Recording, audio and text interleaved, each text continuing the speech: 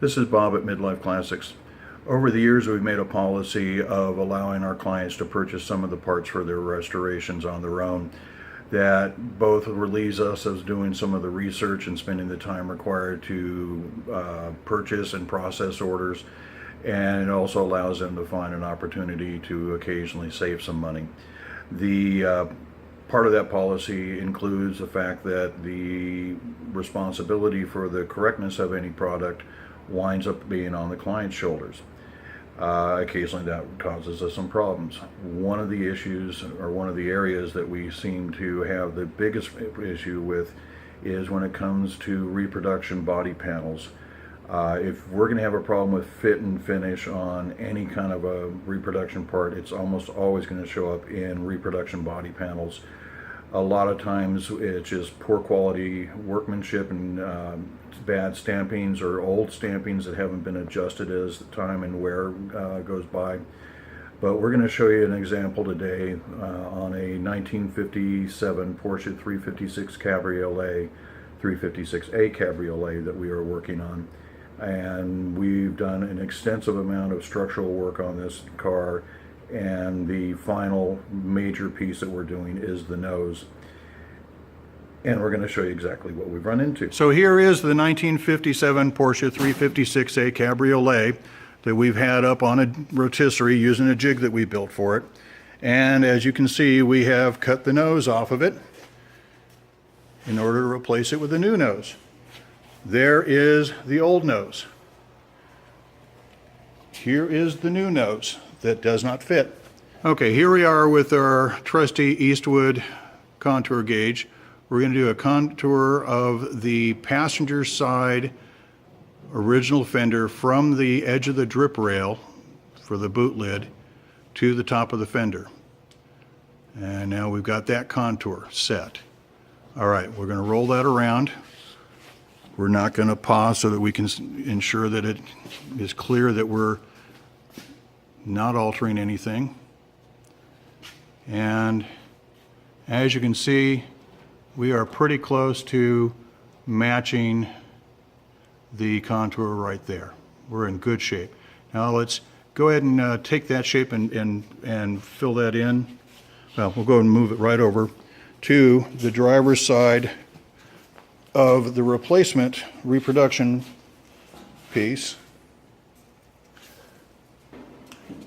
And you can see that we're reasonably close in the form there.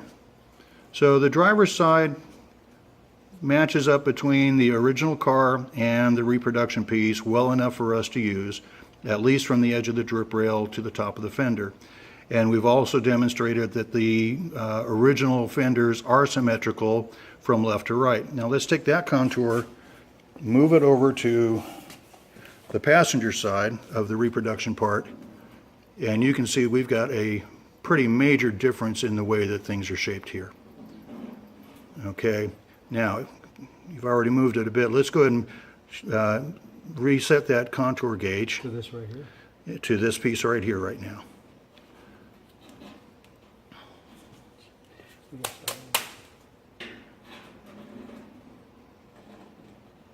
Okay, now let's walk that over to the original fender on the vehicle, which we know the fenders on the vehicle are symmetrical, which means they should be about as close as they can be. We understand this is a hand-built car and there is some difference from one side to another. But if you see there, we've got a huge gap that is not going to be something easy to correct with that piece of steel. Now, we're going to do the drip rail contours.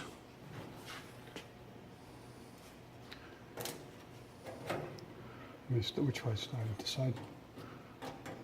Either way works for me. Okay, there's the drip rail contour there. That's on the passenger side. Let's move over to the driver's side.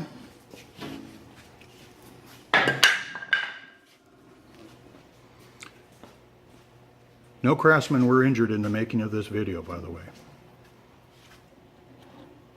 Okay. And if you look at it, it's a little bit off between the two, but close enough. If you sink that thing down at the inner lip, you've still got a pretty close contour. Actually, roll it back further up the car.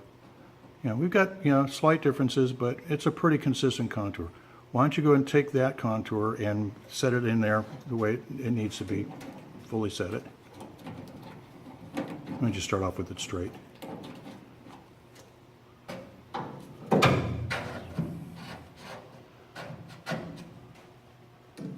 And just flip it over.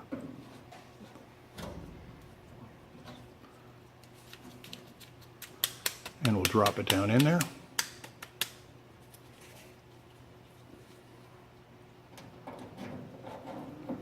Okay, and that's our contour there. All right, let's walk that over to the new piece.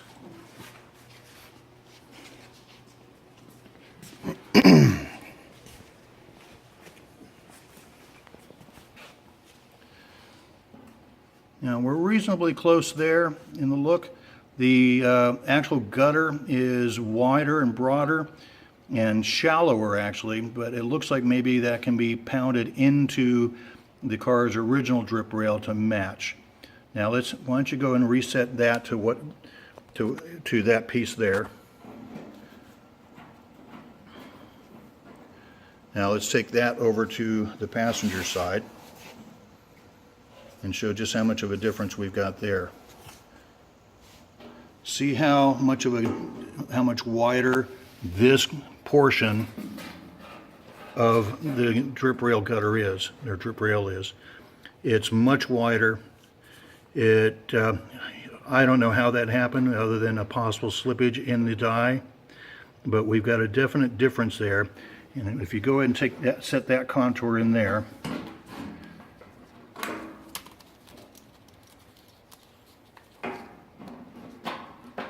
easiest way is just drop that all flat. Now just set it down in there and push.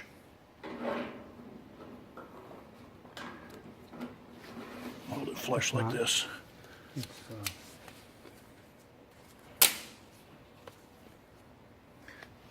Let's turn it around this way so we get the edge here. It's much easier to see. Okay. Tap that in there. It's not. I gotta push this down for you.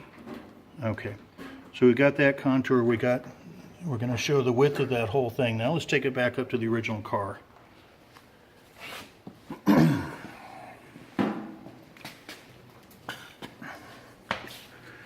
Now, this I think shows where the problem may have started originally. Take a look at how much of a gap there is right here. That flange on the reproduction part is far too wide, and there's no way we're going to be able to get that thing to sit in there unless we start cutting steel on the new piece. And that would include cutting that new piece right in this area here, spreading it so that we could drop it down far enough to match the contour. Okay, the next thing we're going to show is going to be that nose panel clipped to this car and show just where the fit problems are. Okay, so here we are back with the Porsche 356A Cabriolet, and we've now temporarily clamped the fender or the nose piece to the car, as you can see all the way around here.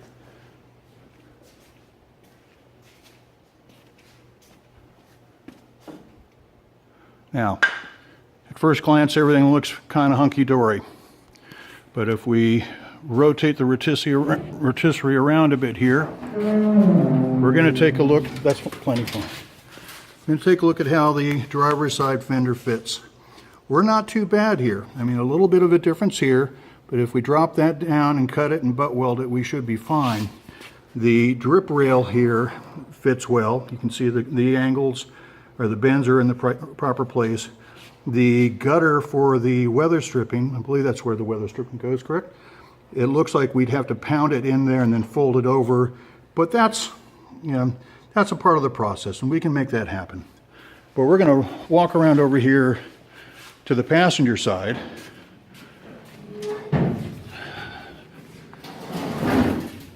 And if you take a look at this side, first thing you notice is we've got a tremendous gap right here in between the new fender and the old fender.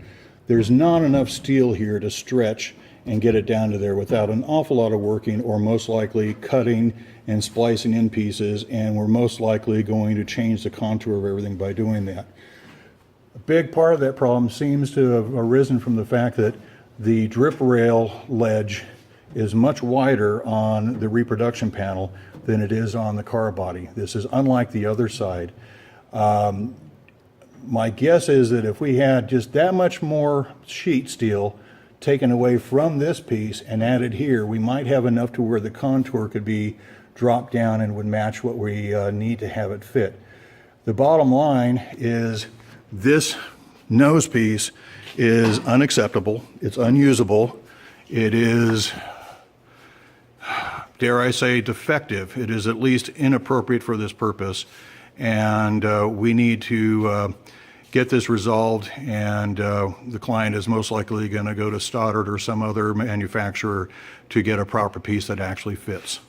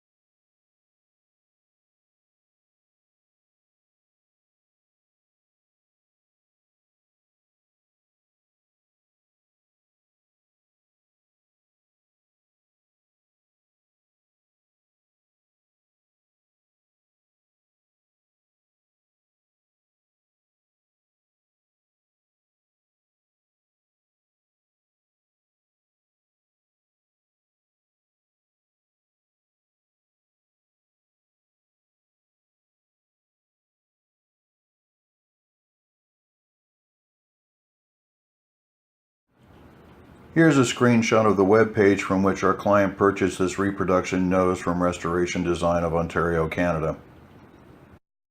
Their part number for this item is PP197, and you can see the Porsche part number it's based upon. The page shows a list price of $4,500 with a sale price of $2,350 US. When our client mentioned the deal he had found, I immediately thought that it sounded too good to be true. You may notice that the product photo on this page looks a bit off. That distorted appearance is actually quite representative of the part we received. The radius between the top of the fender and the boot lid drip rail is not nearly as tight on the passenger side as it is on the driver's.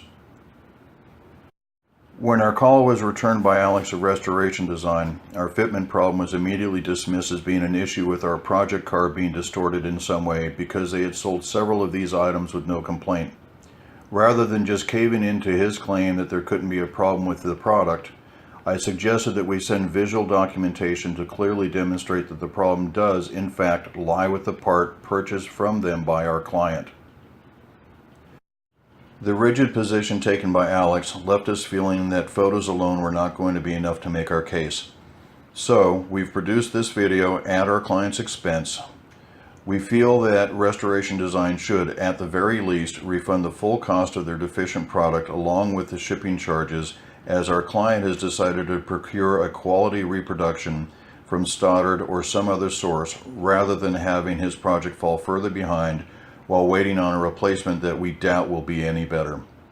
Should they want the product shipped back at their expense, that can be arranged.